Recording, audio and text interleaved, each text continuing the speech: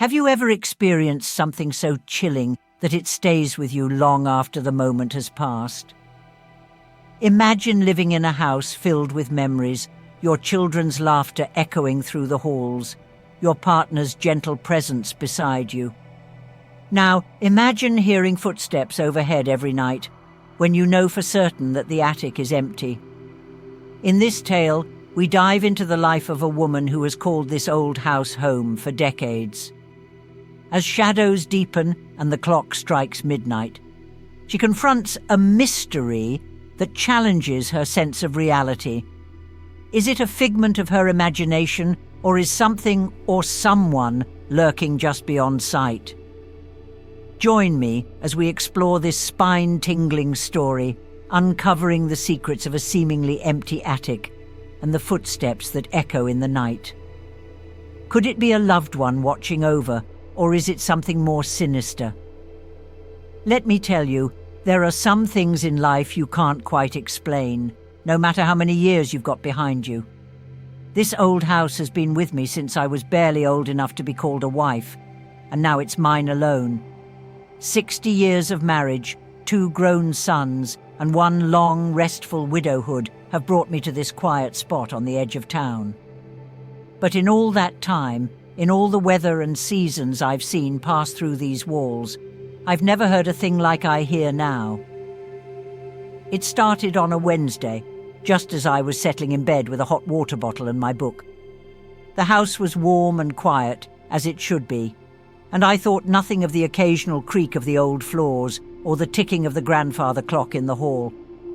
But then, just as the old clock struck 12, I heard it.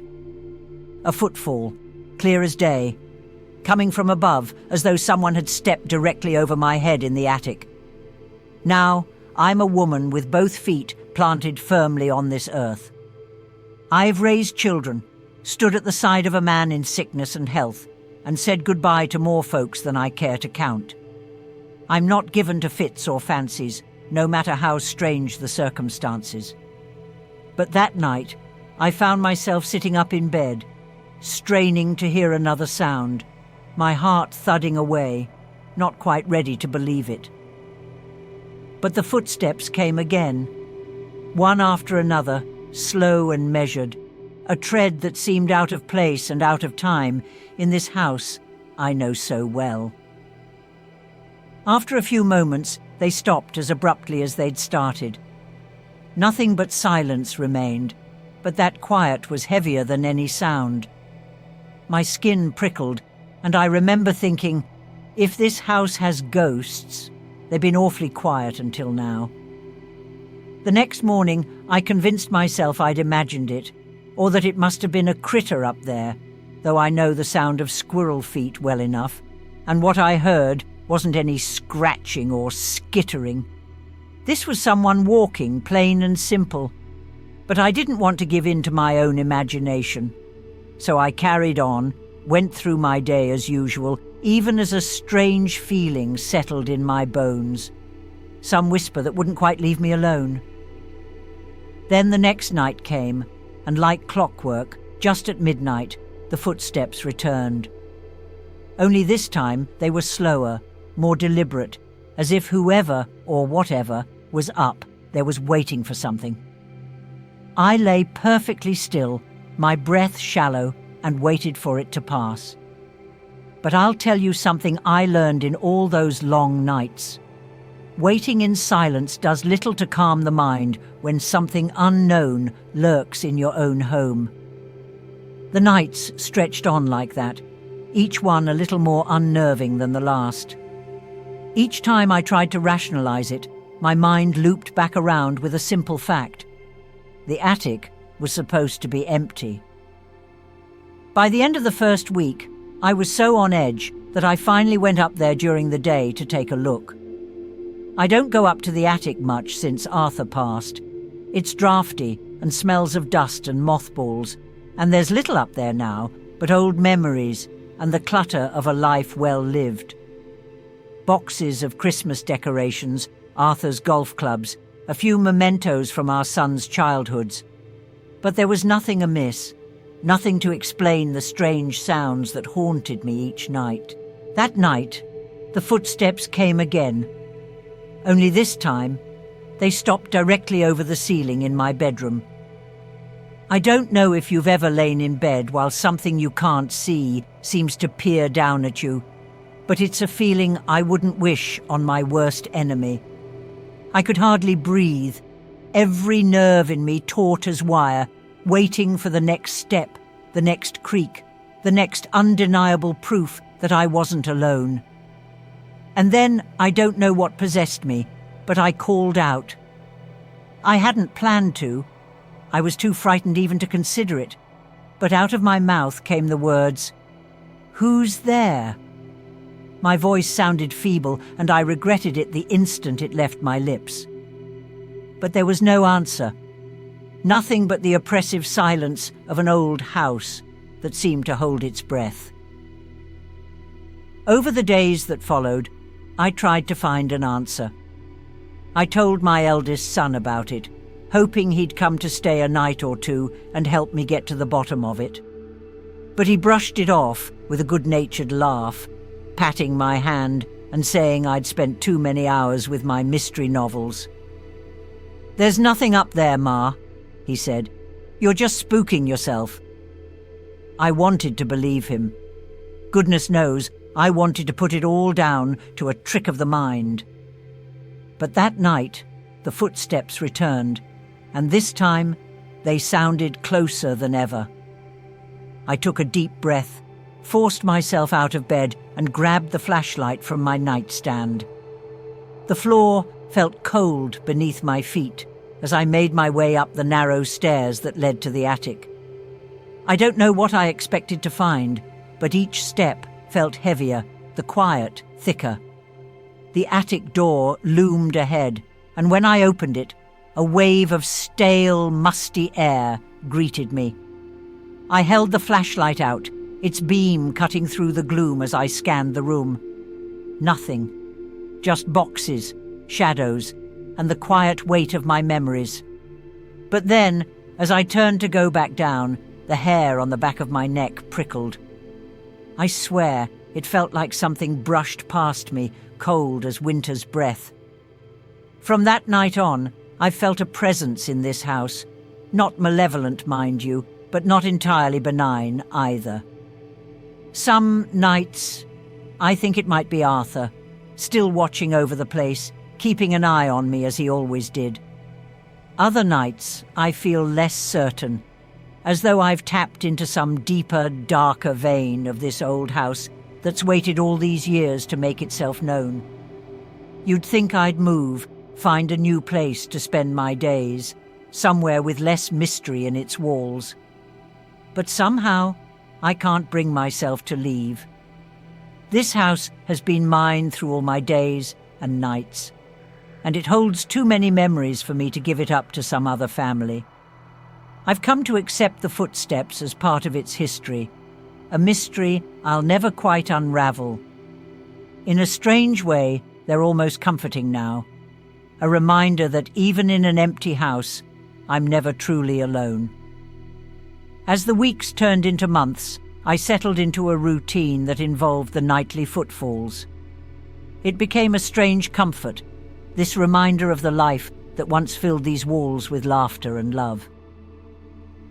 I started to weave the sounds into my thoughts, pondering who or what it could be. Could it be my husband watching over me? Or perhaps the spirit of a stranger tied to the house long before I arrived?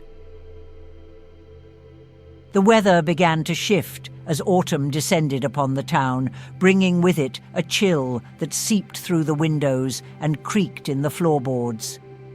With the leaves turning brilliant shades of amber and crimson, I found myself drawn back to the attic. I was curious, perhaps even daring, in my pursuit of understanding the footsteps. What had I missed in my earlier explorations? What stories lay dormant beneath the layers of dust? I retrieved a ladder from the shed and propped it against the attic door one sunny afternoon, determined to delve deeper. Climbing up felt like entering another world, a forgotten realm filled with the echoes of the past.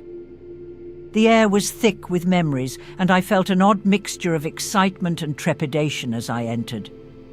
I began sorting through the boxes, each filled with relics of our lives. There were my son's school projects, yellowing letters from Arthur, and old photographs that brought a smile to my lips. I lingered over each item, the emotions flooding back as I recalled the stories they held. The attic was not just a storage space. It was a museum of my family's history, a time capsule waiting to be explored.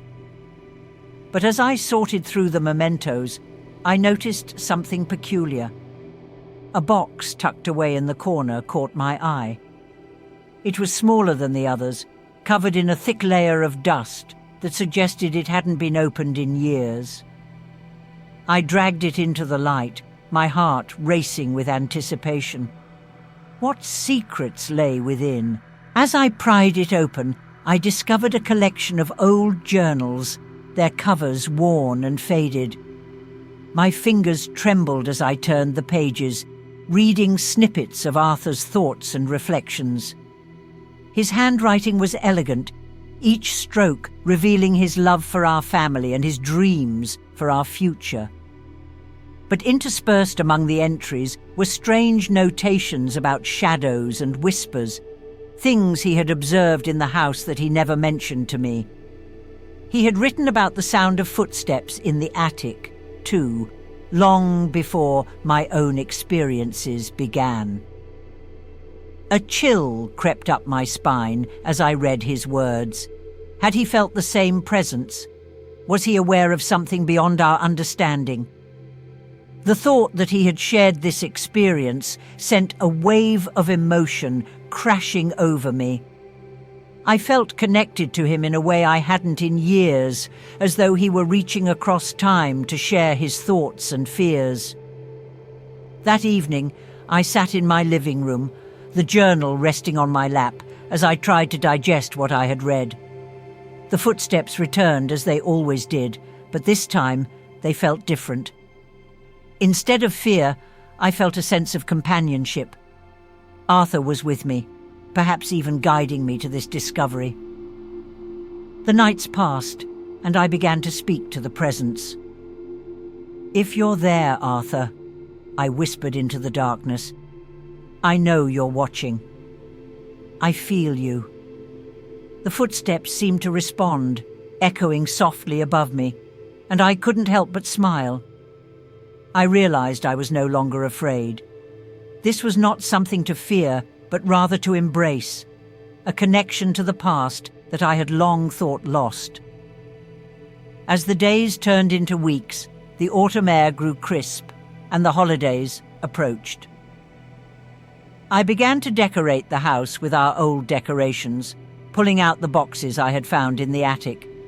Each ornament had a story, a memory attached to it.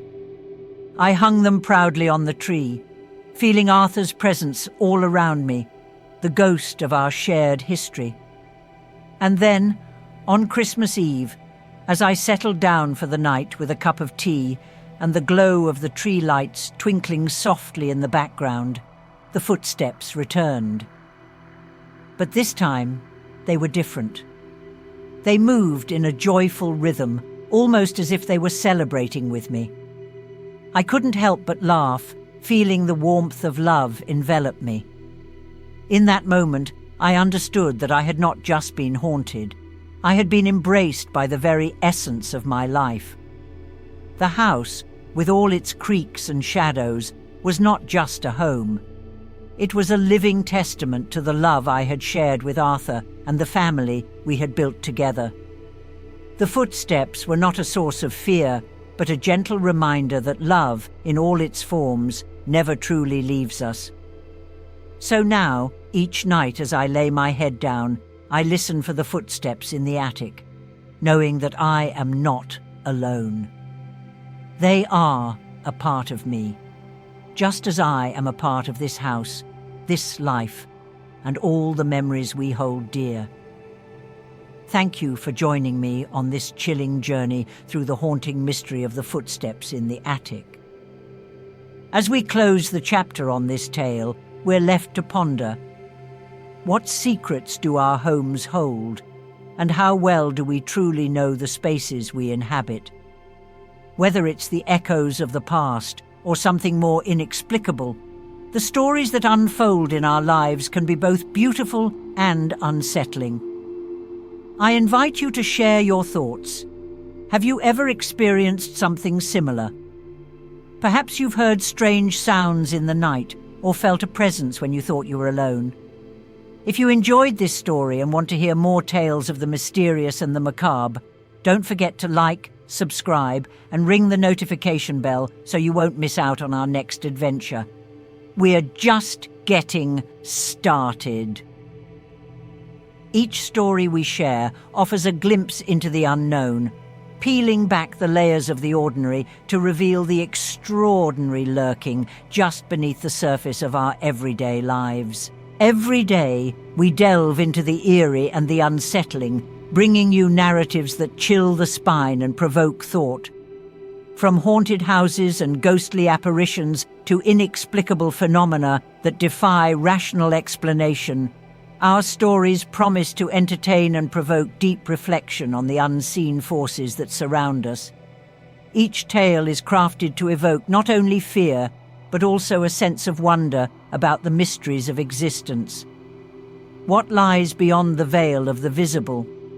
What truths are hidden in the shadows? As you explore these realms with us, remember to keep an open mind and an adventurous spirit. The stories we tell are inspired by folklore, legends, and the personal experiences of those who have encountered the inexplicable. Your own journey into the world of the mysterious can lead to unexpected discoveries. Perhaps you'll find that the things that go bump in the night are not always meant to frighten us, but rather to remind us of the fragile boundary between the known and the unknown. Until then, keep your lights on and your heart open to the mysteries that lie just beyond the walls. There is magic in the darkness, and each creak of a floorboard or whisper of the wind can carry a story waiting to be unveiled. Embrace the unknown and let it stir your imagination. You never know when you might encounter something that transcends explanation. A flicker of movement in the corner of your eye, a distant echo that calls to you from the shadows. Stay curious and remember, sometimes the things we can't see are the most powerful of all. They remind us of our own humanity and the wonders of the universe. Perhaps there's a lesson hidden within these tales, that life itself is a mystery, a tapestry woven with threads of the known and the unknown, the seen and the unseen. Join us as we continue to unravel these tales, shedding light on the dark corners of existence and illuminating the paths that lead us to new adventures. Your next encounter with the mysterious could be just around the corner, waiting for you to take that first step into the unknown.